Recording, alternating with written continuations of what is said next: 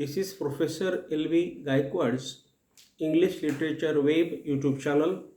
I am Professor L.B. Gayakawad is teaching today the topic Non-Verbal Communication Aspects. This is my lecture number 315 and part first. Before going to the topic, I will request you first to watch, like, subscribe and share my YouTube channel. Here again I will request you to see all these notes in the description box. Now we will turn to the topic. Remember friends, we are learning here the non-verbal communication aspects. So here we will take the example of the Saint Ramdas Swami's Dasbodha. In Dasbodha, he has talked of the body functioning through which the non-verbal communication is done. Our mind speaks according to him with us, with complaint of our friends. We don't speak and write while doing this behavior, while speaking with our mind. No one listens to our inner thoughts and further actions which we suddenly take. We do our non-verbal communication on the inner thoughts of the soul and mind, and we touch somebody, we look at somebody, and we laugh at somebody. In the same way, our following non-verbal communication aspects talk and write with us without our mouth and a pen. Remember, today our topic is the non-verbal communication aspects. It means that we are studying here the particular aspects, rules, regulations, the particular description in the non-verbal communication. Now the non-verbal communication is that there is no need of a mouth and a pen. Means it is not necessary that we should write there something and we should speak there something for the communication. Because it is the non-verbal communication, it means that it is not done the communication with the mouth and it is not done the communication with the writing system. So that's why here we have taken the example of Ramdasa, Saint Ramdasa, who has said in the Dasbodha that the internal mind, internal soul speaks to us, and in that way we take our actions outside, and those gestures come upon our faces, upon our body, our hands, our eyes, our ears. Everything plays something. They show some gestures, and that's why here this is called the non-verbal communication aspects.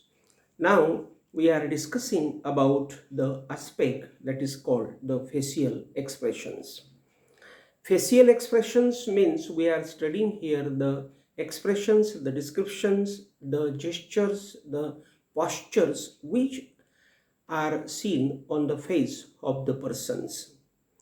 Without the speaker, means remember in the communication skill there is the speaker, but here without a speaker no communication happens before the listeners, because we have seen that there is no any kind of communication which is possible without the listener and speaker. The same happens here with the speaker. The speaker conveys to us his feelings with his face. Remember here, the speaker's face talks with us. The face makes some gestures, makes some signs, and that face tells us something to say. It means that the face communicates with us. That is more significant for him, For him means for the speaker, because it is not necessary for the speaker to describe everything. But here I will say that the speaker here takes the help of his face. What we think comes upon the face, and hence the face is the reflection of mind. Remember, what is there in our mind, that thing comes upon our face, and our face shows all these things there. If there was nobody, the non-verbal aspects would have been nowhere. Means remember, the body is there, and that's why the non-verbal actions, non-verbal reactions, non-verbal aspects are there. The face shows emotions and feelings. Remember, the face is there. That's why the face shows to us the particular feelings and emotions, because the feelings and emotions come out through our body, and the face shows that, or those actions, like happiness, unhappiness, anger, love, surprise, confusion, and enthusiasm, as per the mind thinks inside our body. The mind talks with us, and the face shows those expressions that talk much with us. We know much by studying the face without verbal and written communication. Means here there is no need of taking the help of a pen and to write, and here there is no need of the mouth to speak. At that time, we have no pen to write and a mouth to speak only. It means that only our face talks, showing expressions and expressions with fear, hatred, sometimes surprise, and sometimes uncertainty.